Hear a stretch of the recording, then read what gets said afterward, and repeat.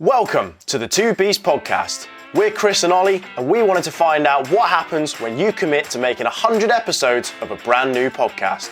Join us each week as we explore the worlds of fitness, improving ourselves, and things that make us laugh. Let's jump in to this week's episode.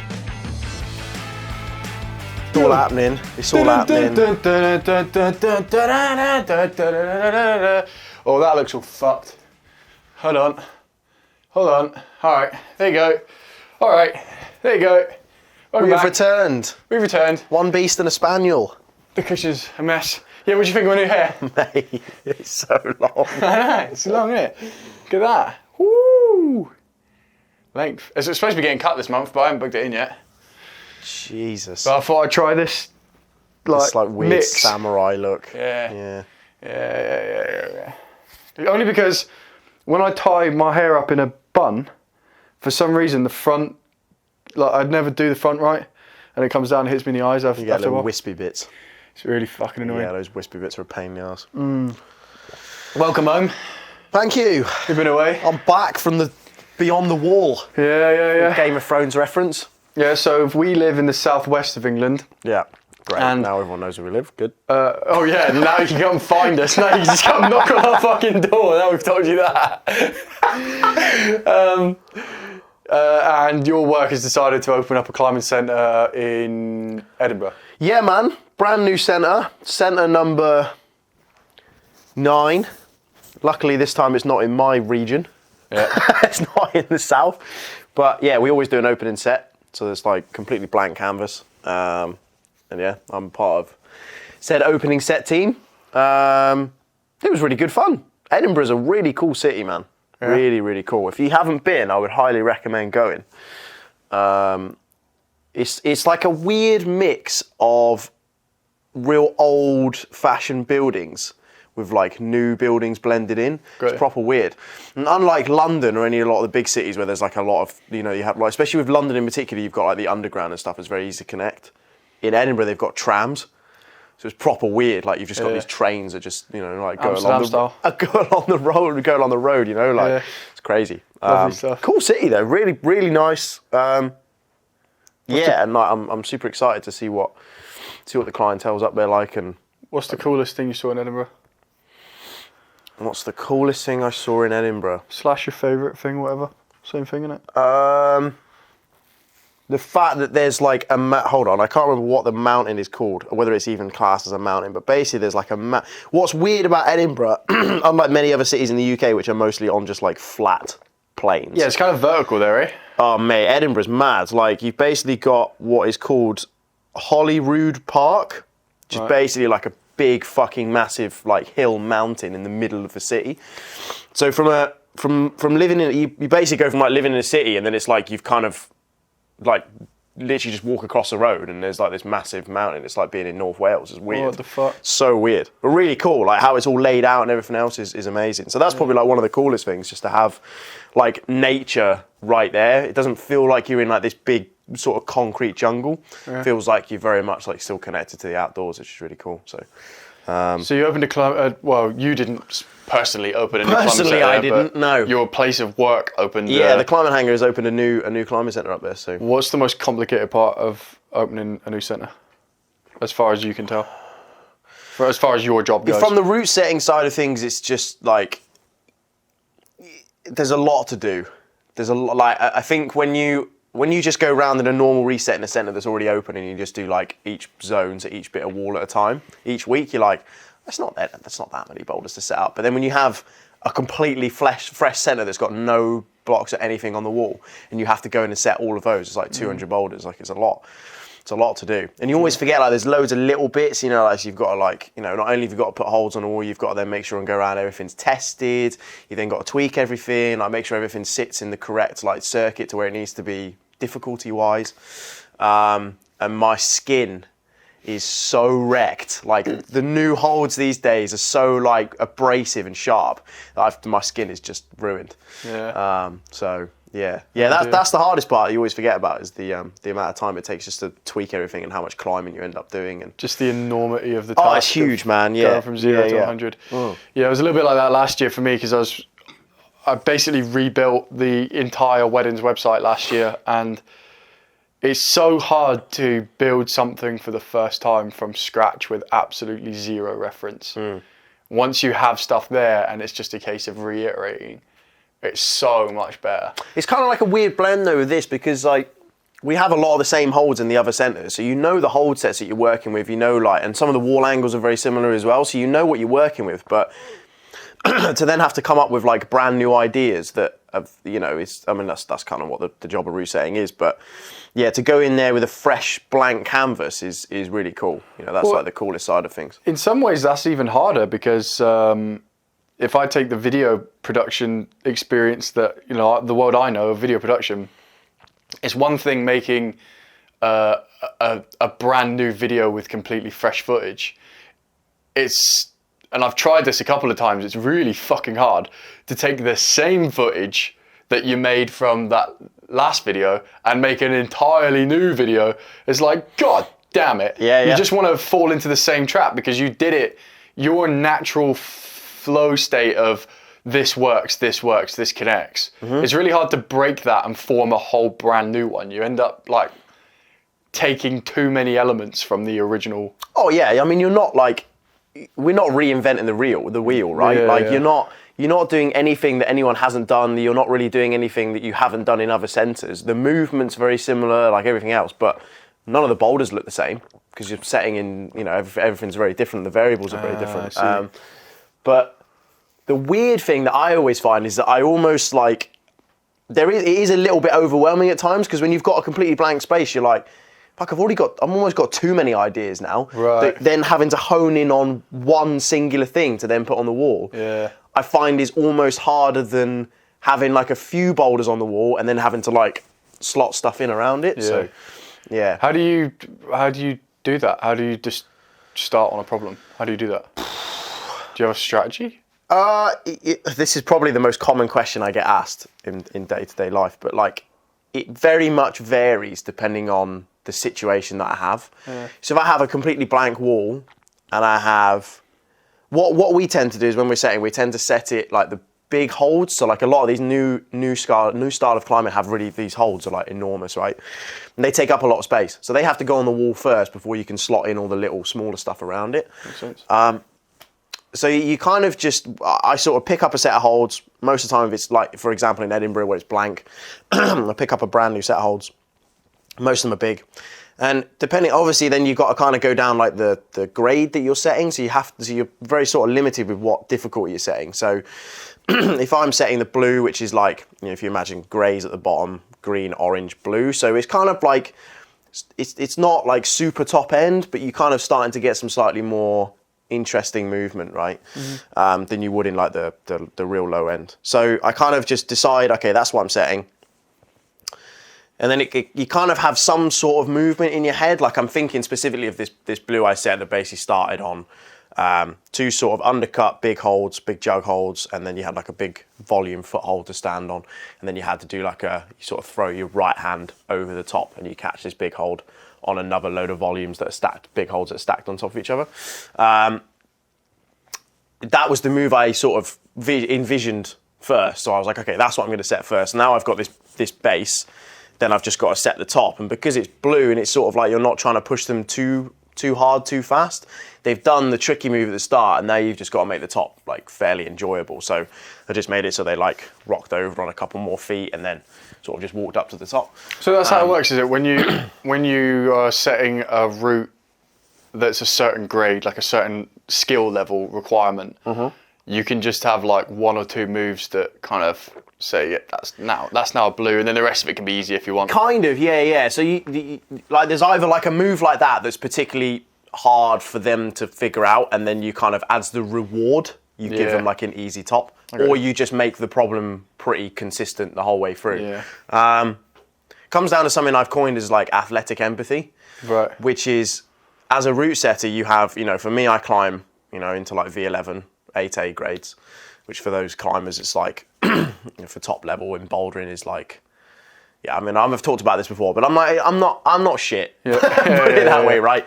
Imagine trying to say that without sounding arrogant. I know, and it's hard, man. Like, it's hard to be like I'm not shit, but I'm not like. Let me do it for you, because it's hard for you to talk about yourself in that manner. But I'm not a climber, but I've gone climbing, and when I was younger, I used to do like illegal stuff, like a bit of fun in that. Like, I know my way around buildings a wall and shit. Yeah.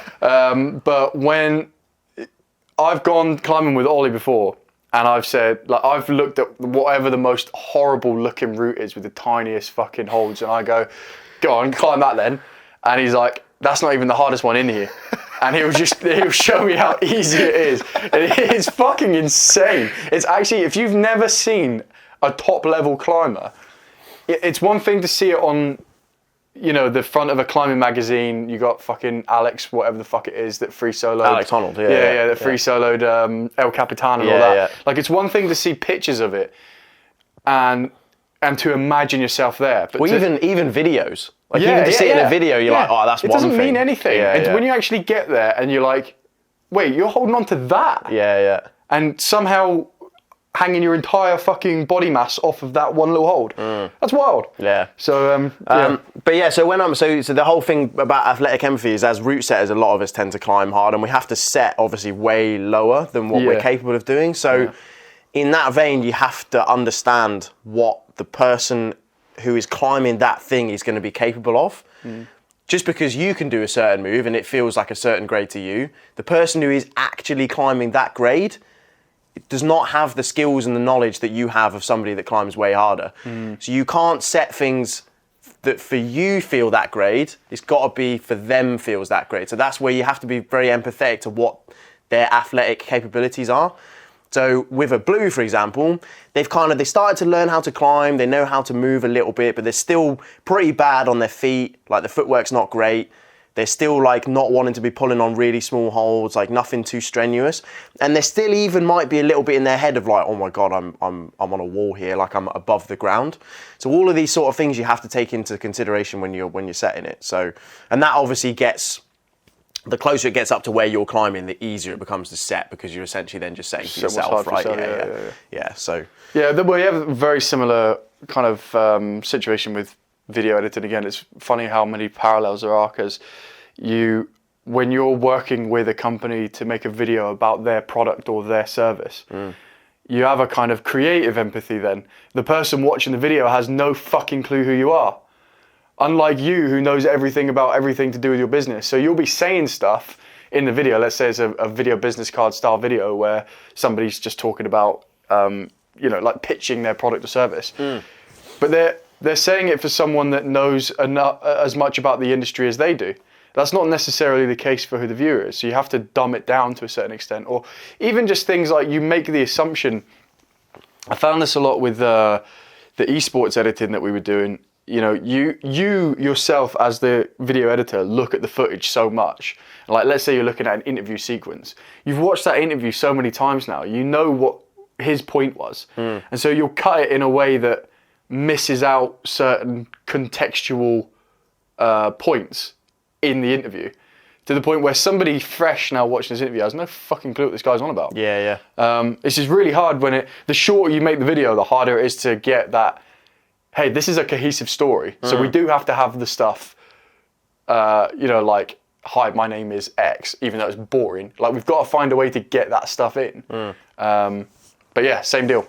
Yeah, man, and especially for us, like, where in climbing, you have to have, like, we have a grade curve, right? So, like, what you don't want to do is make it so that people who are getting into climbing have this, like, massive jump, because otherwise they're just gonna be like, well, I can't do that. Like, if there's a significant jump between a certain grade range, it's just gonna shut them down. So you have to be really careful at sort of making sure that curvature doesn't get too steep too quick. You're trying to provide, as a service, the climbing barn, the climbing hangar, is trying to facilitate people's progress in climbing. 100%, yeah. What's up, winners? If you're loving this podcast, make sure to drop us a 5-star review on Spotify. And if you aren't already, be sure to follow us on our social media channels. That's YouTube, Instagram, and TikTok.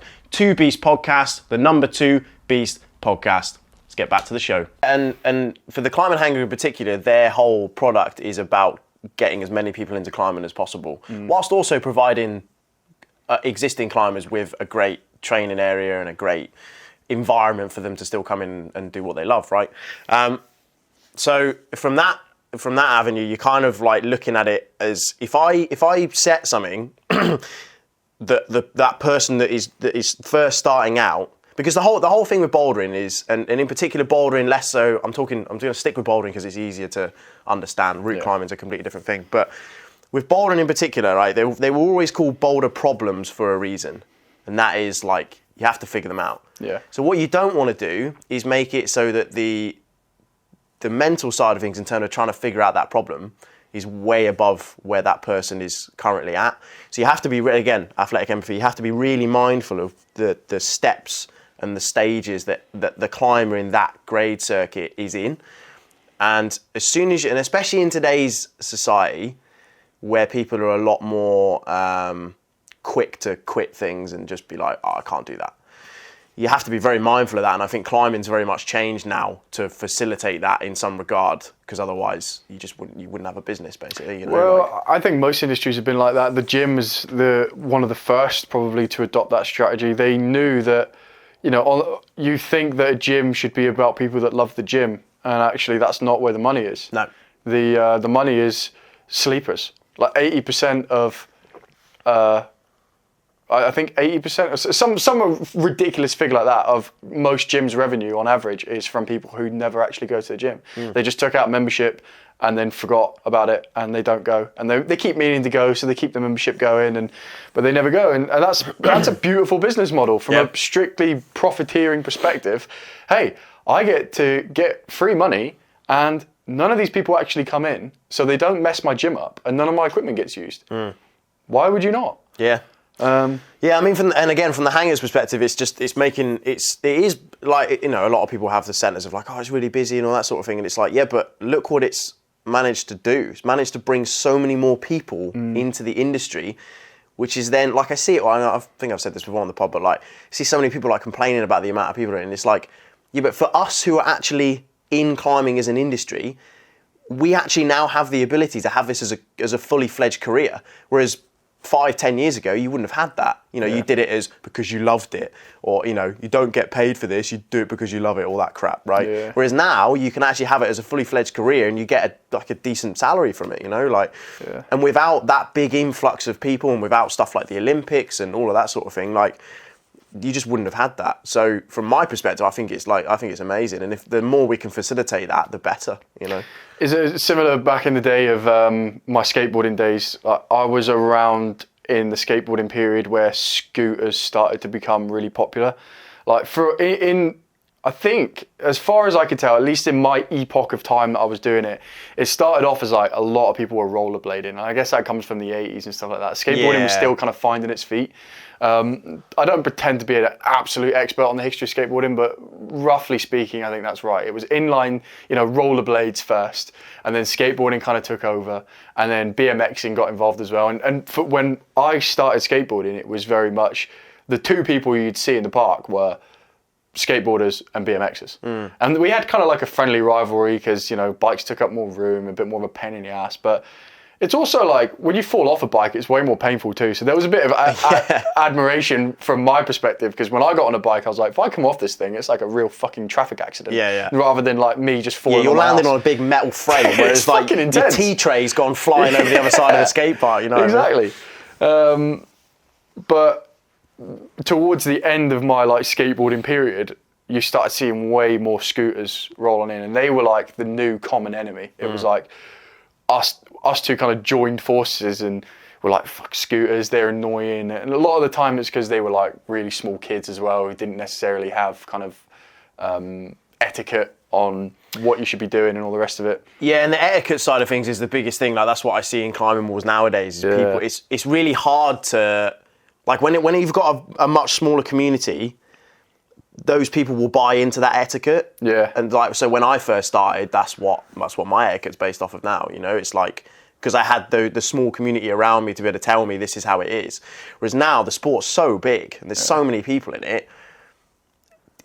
yes, you can do everything in your power to try and make sure these people understand the etiquette, but at the end of the day, it's like the culture's diluted. Exactly, yeah. They have to understand it themselves. Like they have to want to implement it. You can't force that, unfortunately. Like it's just a byproduct of growing the sport. You know what I mean? And yeah, some people have this thing of like, oh, I want to keep it as, you know, it's like it's our thing. Like climbing was our thing, and it's just like, but that's such a like small mindset, you know, in terms of I mean, what you can provide for people. There will be a point where it dilutes to the point where it just becomes shit, and there will be some like alternative sport that will come up. There is like a life cycle to this stuff. Oh, for sure, yeah.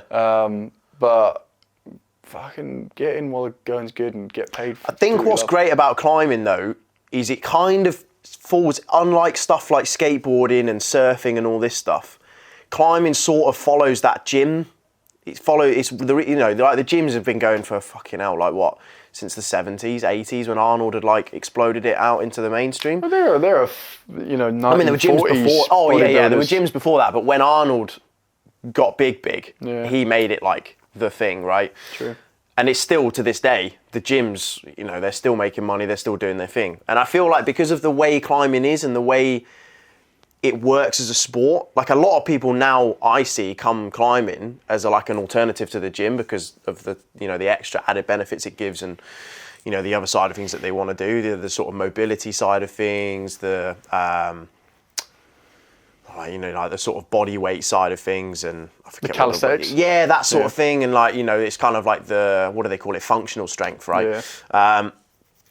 So I feel like climbing has a lot better chance to stay relative and mainstream for a longer period than other sort of outdoor sports. I guess it depends on how far the culture actually does fall apart. Yeah, and it's up to climbing centres to keep that alive. It is. That's the thing, right? What is the climbing etiquette? What are like some of the main rules you see getting broken by new climbers? There's like the classic things of like space is a big one, right? So because the centres, especially in this country, like climbing, if you go to any other country in the world, the States, any country in Europe, it's a lot bigger. So the gyms are naturally a lot bigger. They can take up a lot more clientele.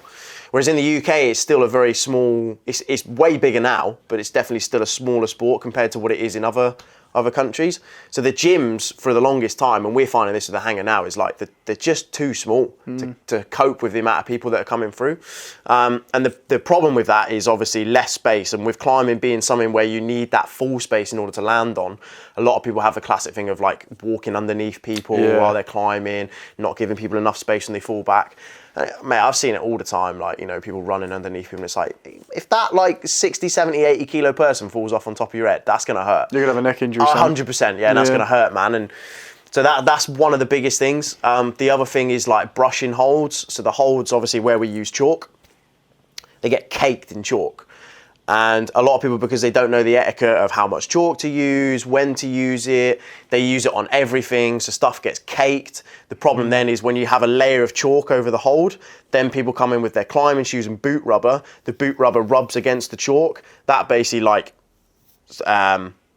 polishes over the top of it. So you get like this really slippery layer of where the holds were quite grippy when you first put them on the wall, they get really slick, which is then leading to people slipping off and obviously injuries. So yeah, all of this stuff in terms of like, chalk usage there. So to counteract that is then the use of brushing, making sure that brushes are being used so that the holds stay cleaner for longer. Not walking underneath people. That's interesting. I didn't know about the brushing thing. I mean, I've seen people use brushes, but I didn't know what the fuck that was. Yeah. When people pull out the toothbrush. It almost looked like, an OCD thing. Yeah, like if I brush it, it will be okay. Yeah. A bit like how you always put chalk on just because then it'll be okay even though you don't need it. Yeah, totally. Yeah. I mean, there is something to that, you know. But what you're essentially doing is brushing off the shit so you can get to the good bit of the hold, so you can stick to the hold better, right? Which I guess matters a lot more on like your level climbs where 100%. It's like tiny. Yeah. It matters way more in the upper end, but if you don't teach it to people in the lower end, they ain't gonna learn it when they get up through the higher end, right? So that's a really important thing to try and get people to understand. And and I guess just like simple things like, you know, waiting for someone to finish a climb before you start getting on one that sort of like comes next to it. The amount of times I see people like stuck halfway through a problem while someone's climbing up through the other side, you know, and like, again, this is all stuff that climbing centres can teach people, but it's up to the people to implement that into their everyday session, right? And that's really hard. It's the same thing as in the gym, re-racking your weights, cleaning your stuff down once you're done with it, like all of this sort of stuff that people should do, but the majority of people don't, because they just don't understand the etiquette for the how do you do that? How do you, what are climbing centres doing enough to enforce that etiquette or to introduce people to that etiquette? Probably not. And what is the solution to that? I think the solution to that is to have a member of staff in the climbing area at all times, just trying to pick up on these things for people. Yeah. You know, and not in a way that's like, oh, mate, brush your roads, but just like, oh, look, like just helping people to understand like what the deal is. The problem with that is that comes with obviously like wage costs and staffing and making sure that, you know, you have like specific person on the floor to be able to do that. And staff that are good at confrontation. Not that you're going to do it in a confrontational manner, but you have to have someone that's not afraid to say, hey. You know? You have to have the communication and the people skills to be able to do that. So you almost have to employ someone with those skills. Like it's almost like quite a skilled job in some regard to have someone there to actually like making sure those things are being done. Yeah, of course. Which again is only going to get harder the more people come into the sport, you know. In a smaller knit community, it's very easy for those people who have been at the top of that sport to show those people how it's done. Problem is those people at the top of the sport now, where the bottom end is now so much bigger, they can't go around all of those people trying to help and make sure those people are understanding how it works. It's just not possible. So, well, maybe the other thing that might happen, I suppose, is that a new culture will formulate, and there will be the old guard that do things a certain way, but there'll be a new, you know, the big mass of people that come in now will establish a new culture of rules based on what they, you know, over time, as they get more experienced in climbing, they'll understand that, oh, fuck, all our holds are caked in chalk, man. We've got to sort this out. Yeah. But I guess the question is, do they learn that before they get frustrated with the state of play now to the point where they stop climbing? Yeah, and do they want to do that? Like, is it in? Do they have that realization, like you just said there, about, oh, fucking, like we probably should do something about this? You know what I mean? That's what you're trying to cultivate, is people, the ability for people to be able to turn around and go, no, we need to change this on a mass level, not just like a few individuals, right? So yeah, it's interesting. I don't know how that kind of stuff happens. I don't know how cultures are formed and how they're dismantled, and it's funny when you take something as small as climbing and then you think about it in the larger context. That stuff's happening on every level all the time. New thing today. Go on. We're going to try 30-minute episodes. We're trying it. And we're at 27 minutes right now.